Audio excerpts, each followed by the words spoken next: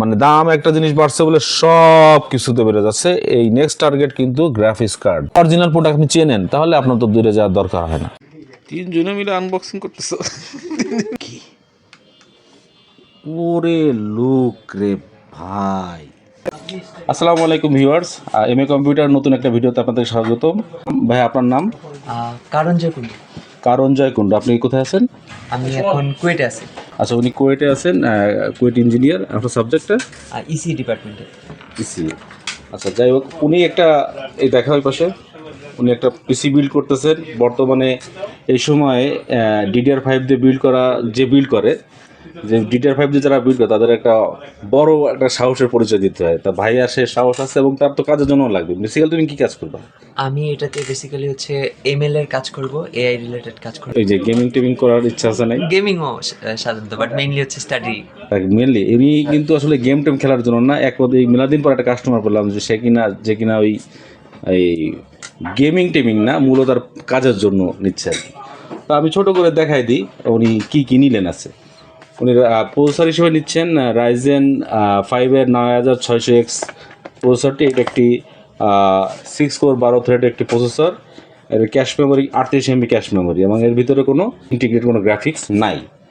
তো এই গেল, এটার দাম আমরা রাখতেছি মাত্র 28,000 টাকা, ওই 24,000 টাকা। অবশ্য উনি গত সপ্তাহে আমাদেরকে বলে গেছিলো 23,000 টাকার দামটা বলছিলাম। তো এই সপ্তাহে দাম বেড়ে গেছে, কি 24,200 টাকা রাখছে। 24,200 কেনাই 24,200। উনি মাদারবোর্ড হিসাবে চয়েস করেছে MSI এর পুরো B850P ওয়াইফাই। এটা একটা ওয়াইফাই 7-এর মাদারবোর্ড এবং 4টা র্যাম স্লট আছে।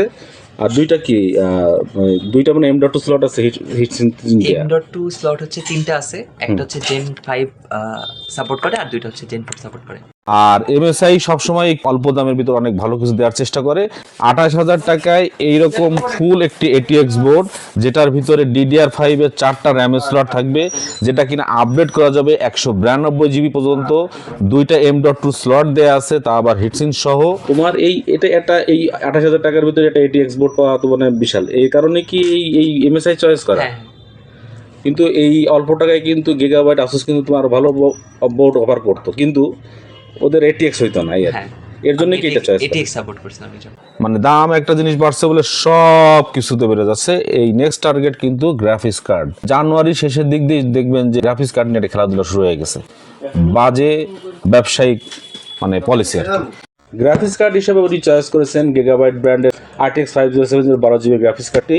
এটা 3 ফ্যানের একটি গ্রাফিক্স কার্ড। এটা কেন 5060 Ti নিতে পারতেন, 16 GB পাইতেন। এইটার কারণ কি?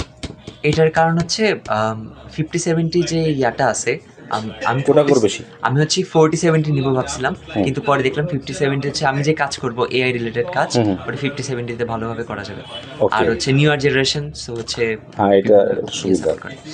আমি বুঝি নাই কিছু ভাই। আমি বুঝি হচ্ছে 1,03,500 বা 1,04,000 কেনা, 1,04,500 টাকা বেচতে হবে। আমরা এর বাইরে কিছু জানি না। তো অন্তত এই সুযোগটা যেন আমাদের এই কোম্পানিগুলো রাখে যারা ইম্পোর্ট করে, কারণ এইগুলো না থাকলে তো এইটুকু স্কিলও তো থাকবে না।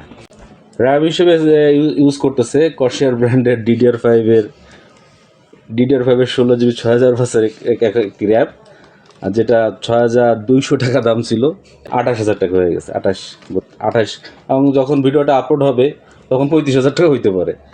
তো যাই হোক, মানুষ যখন মানুষ বানাবেই। যাদের লাগবে তাদের লাগবে। আর DDR5-এর এতটা চাহিদা ছিল না যতটা চাহিদা যখন দাম কম ছিল। এখন দাম বাড়ার পর বেশি চাহিদা হয়েছে। মানুষের টেস্ট বোঝাটা খুব কঠিন। তো যাক, ভাই নিল এটা, আর এটা তার দরকারি। আর উনি নিচ্ছে হলো 1632 GB থেকে একটা 16 GB কিট, কারণ এখন পাওয়াটা টাফ। উনি SSD হিসেবে নিচ্ছে কর্সারের একটি 1 TB Zen 4-এর একটা SSD। এটা একটা Zen 4-এর SSD। এটা রিড রাইট স্পিড হচ্ছিল 7,100 থেকে 5,800 পর্যন্ত। আর বেসিক্যালি এর ভিতরে সব থেকে যে মানে বড় বিষয়, এটার ভিতরে DRAM আছে। এই SSDটার দাম আমরা রাখতেছি 19,200 টাকা, তা আবার আজকে পর্যন্ত। আর এটা থাকবেও না। তবে এটা সবচেয়ে বড় ব্যাপার হচ্ছে এটা কিন্তু হিটসিন দেওয়া আছে এবং এইটা কিন্তু একটা প্রো লেভেলের স্যামসাং এর টপের। এরপরে যেতে হলে Zen 5-এ যেতে হবে। Zen 5-এ ইটস এ গুড সার্ভিস। এই পুরো সিস্টেমটাকে উনি পাওয়ার আপ করছেন কর্সিয়ারের 850 গোল্ড সার্টিফাইডের ফুল মডুলার একটি পাওয়ার সাপ্লাই দিয়ে। এটা দিয়ে করবে, এটা দিয়ে কিন্তু ভাই আপনি তো ইঞ্জিনিয়ার, হ্যাঁ হ্যাঁ এটা দিয়ে কি মনে হয় তো এত লাগবেও না, কারণ এটা 650 হয়ে যেত, হয়ে যেত। কিন্তু হচ্ছে আমি সেফটির জন্য 450। আচ্ছা আচ্ছা আচ্ছা, না এইটাই আমরাও সেটা বলি। আর এইটার দাম হচ্ছে 12,000 টাকার মতো। হ্যাঁ 12,000। 12,000। উনি একটা স্টপ কুলার নিতে চাইছিলেন 620 মেবি ডিপ কুলের।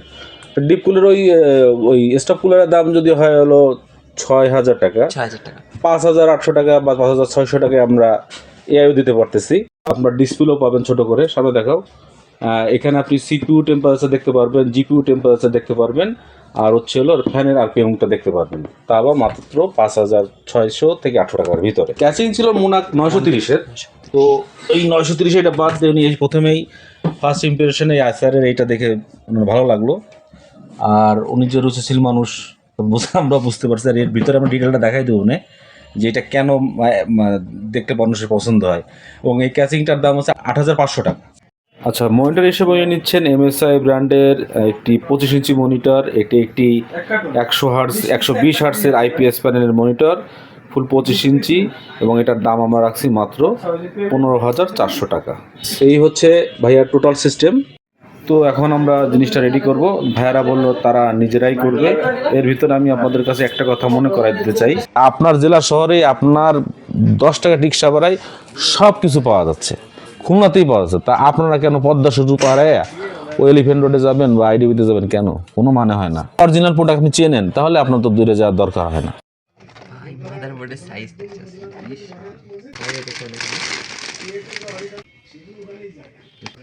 তিনজনে মিলে আনবক্সিং করতেছ? ফুড ক্যাডবেরি আসলে চকলেট গরম হবে কেমনে? তুই দেখ, ধরে দেখ। এর উপরেরটা লাগবে না। ঠিক আছে, দাম ফোর্স লাগে, প্যারা নেই, কাজ নেই, লাগে না। ঠিক আছে। তোমার ওই ফ্রেন্ডদেরকে তুমি কি খাওয়াবা এদেরকে? আপনি একটু দাম বাড়ায় দেন, নাহলে বলেন যে খাওয়াইলে ডিসকাউন্ট দিয়ে দেবেন। কয় কি খাওয়াইলে ডিসকাউন্ট দিতাম, ওইটাকে ওদের খাওয়াই দিতাম আর কি। আমি আরো বাড়াই দিছি। হ্যাঁ হ্যাঁ, ওইটাই, ওই জন্য হচ্ছে ওরা আর কিছু পাবে না। 3 লাখ টাকা দিবি, অন্তত 10% খাই দিলে। এবার একটু চালাই দেখি। ওরে লোক রে ভাই, এর থেকে ভালো ভালো ধরনের ক্যাচিং সেল করছে ঠিকই, কিন্তু এইটার যেটা লাইভ লুক আছে, লাইভ ছাড়া বোঝা যাবে না।